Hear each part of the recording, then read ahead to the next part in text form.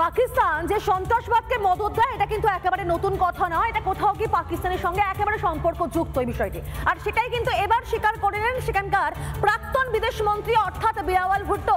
তিনি পাক প্রতিরক্ষা মন্ত্রী সুরে একই কথা বললেন। সবচেয়ে বড় কথা হচ্ছে পাকিস্তান সন্ত্রাসবাদকে লালন করে এবং পাকিস্তানের ইতিহাসে সন্ত্রাসবাদের জন্যই কলঙ্কিত, এমনটাও কিন্তু শোনা গেল এই পাক পাক বিদেশ মন্ত্রীর মুখে।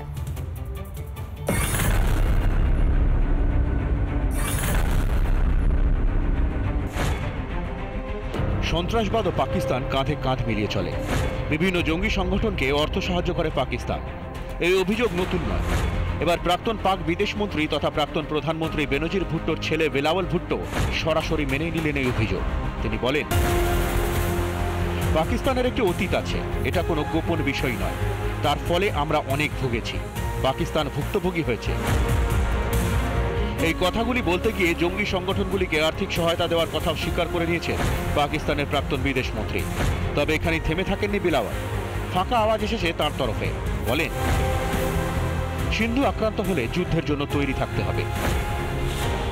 সন্ত্রাসবাদ ছড়িয়ে এখন ভারতের ভয় কাঁপছে পাকিস্তান। প্রত্যাঘাতের ভয়ের মধ্যেই কদিন আগে নিজেদের কালিমালিপ্ত ইতিহাসের কথা স্বীকার করে নিয়েছিলেন পাকিস্তানের প্রতিরক্ষা মন্ত্রী। খ্বাজা আসিফ বলেছিলেন, 3 দশক ধরে এই নোংরা কাজ করে যাচ্ছে পাকিস্তান। মার্কিন যুক্তরাষ্ট্রের জন্যই কাজ করছি, এই ভুলের ফলও আমরা ভুগেছি। এই কথার সূত্র ধরেই এবার সন্ত্রাসবাদকে লালন করার কথা মেনে নিলেন বেনজির পুত্র বিলাওয়াল ভুট্টো।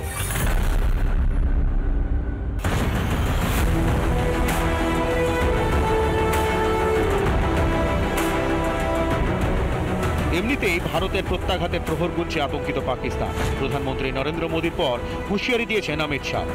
এই অবস্থায় পাকিস্তানের প্রাক্তন বিদেশ মন্ত্রীর স্বীকারোক্তি, যা পাকিস্তানের মুখে আরও একটু কালি মাখিয়ে দিল বলেই মনে করছে সকলে। ওদের ওপর বিস্ফোরা সে দেশেরই জামাত নেতার মন্তব্য। আর আবার দাবি, কাশ্মীরের আগে আফগানিস্তানের সমস্যা মেটাতে হবে। এদিকে পাকিস্তানের সেনার ওপর হামলা জারি বালোচ মুক্তি সেনা, অর্থাৎ ঘরে বাইরে প্রবল চাপে ইসলামাবাদ। সন্ত্রাসবাদকে দিনের পর দিন হাওয়া দিলে যে কি হয় তা এবার ভালোই টের পাচ্ছে পাকিস্তান। রিপাবলিক বাংলা। নানা ধরনের কন্টেন্ট দেখার জন্য লাইক করুন, শেয়ার করুন আমাদের ফেসবুক পেজ, সাবস্ক্রাইব করুন আমাদের ইউটিউব চ্যানেল। পাশাপাশি অন্যান্য ব্রেকিং নিউজের জন্য অবশ্যই চোখ রাখুন রিপাবলিক বাংলায়।